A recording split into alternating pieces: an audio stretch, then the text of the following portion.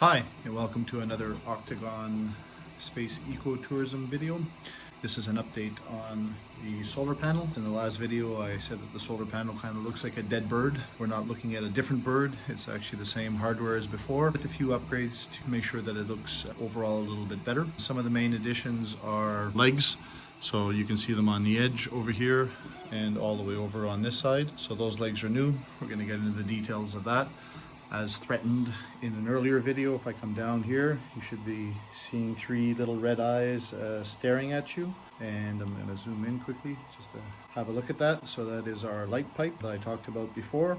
So basically 3 out of 4 lights are shining based where we're at with the level of charge. But once again, just to kind of recap how this whole thing works. So now we got a nice compact package.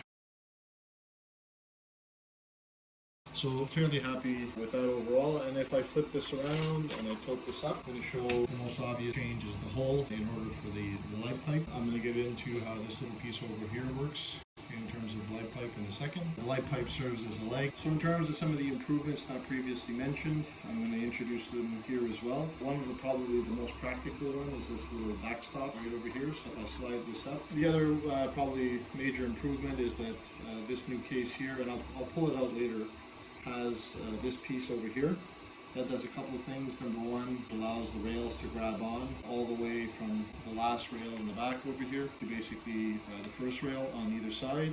And the other one is it actually does a little bit of cable management in that it makes sure that these cables here don't get snagged or pinched. And I'll get into the subtleties of that a little bit later on. Yeah, so other features that are reasonably macroscopic that are also quite important that weren't here the last time. You can see here that I've actually put in a clip, and this is fairly tight. And if I open up this guy over here, you can see that I have another center clip. So while we're here, may as well talk about these legs over here. If you look at this, these legs actually fold out. So this is a print-in-place hinge. And the other side, so these legs here fold out in the opposite direction. And the last thing to go through is taking out the solar charger and showing some of the details on the solar charger seat. So it's going to be a bit hard to see what's going on in here until I take this thing apart.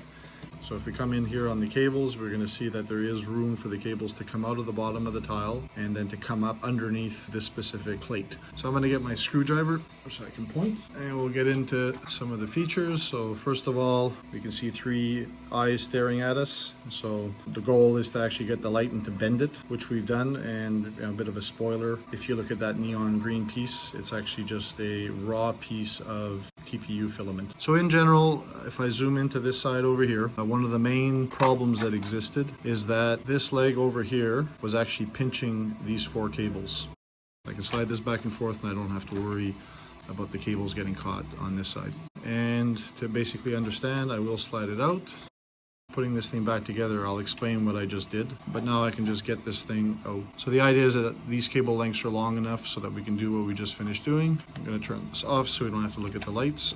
But here we can have a look at what's going on in a little bit more detail. So before we get into what's going on under here, I'm going to take this out, and to do that I'm going to explain how this works. So overall, there's not going to be that much mystery to what's going on with this guy. This button isn't going to come apart as long as this is plugged in. This is plugged out, and when it's plugged out, I can actually pull it apart. 1 positive, 1 negative, 1 red and 1 black for the whole, that side of the cell, and the other one is for this side of the cell. So if I want to disconnect the solar charger from the actual solar panel, this piece has to go with it. So obviously this is spring loaded. I'm using the same springs as before, but effectively this thing here just pops out. But here we can see already our spring sticking out. But with this thing out, I can now pull this whole thing out, and we have ourselves a spring. Its job is to hold this button in, right? So now overall, this is the piece that I was talking about. You can see where the cables come out, and I'm just going to put this over here so that we can examine our solar charger in a little bit more detail. So over here, it's the cable routing. The idea is the cables come up in here, right? They come out through here. The cables actually just come in and lie in here, and there's enough room for, even if I put 2 more, probably even up to 4 more, there's enough room in this little triangular piece here to see the cables through. So pretty happy with these design changes. Here we can see the little dents. So once again, when these don't work out in terms of holding the legs in, keep the hole the same, double the size of the dimples that are sticking out. So a few little design considerations in here. Access to the 3 batteries and pulling them out individually is what this is all about. And again, the backstopper that I showed you, one of the unfortunate pieces of that is that you have to slide the solar charger manager forward to basically get this piece off. So if I look at this now and I'm going to put it back together, the height of this thing here is twice the thickness of the spring, because this rail here, or this sliding piece, is the same thickness as the spring. And if we look at the height of this guy, we're going to see that it's actually half that height. So what we do now to put it all back together is we put this in here, we grab our spring, right? We're going to be able to slide it all the way in, which is quite nice. And then, as I mentioned before, there's a bit of a notch in here, and that's in order for me to provide my screwdriver actually to push the spring in. But the buttons here, this is where I first got the idea to double up the size of the buttons. So the buttons are interfering. So in the CAD file, they overlap, in that the buttons are twice their thickness. There is a bit of a tolerance gap between the buttons in here, but by doubling it up, I get a nice snap in here, and I don't get any, this thing here is nice and tight. It's not at risk of coming out. So with that being said, I'm going to turn this back on, because we are going to look at some of the details of the light pipe as the next and last order of business. And we'll just take this little piece here as the last piece and go through the little devil's eyes that are shining at you. And in order to get to where I am now with this little light pipe, I've only had to use 1 TPU conduit. So if I really wanted to do a good job, maybe this needs to run all the way to be flush, because right now I got to look underneath here and also underneath here in order to see it. That's why I had to move the camera at the beginning of the video.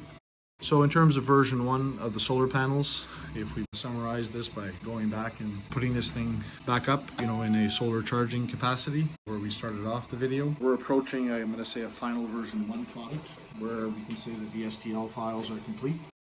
And we go from dead bird, let's see if we can get behind the 3D printer here, go from dead bird to live bird by, or not so dead looking bird, by basically folding out the individual legs. So this is the end of the progress update for the Octagon solar panels, which is effectively part of the division of the HAB products if you look on the website. Thank you very much for your attention, and we'll see you in the next video.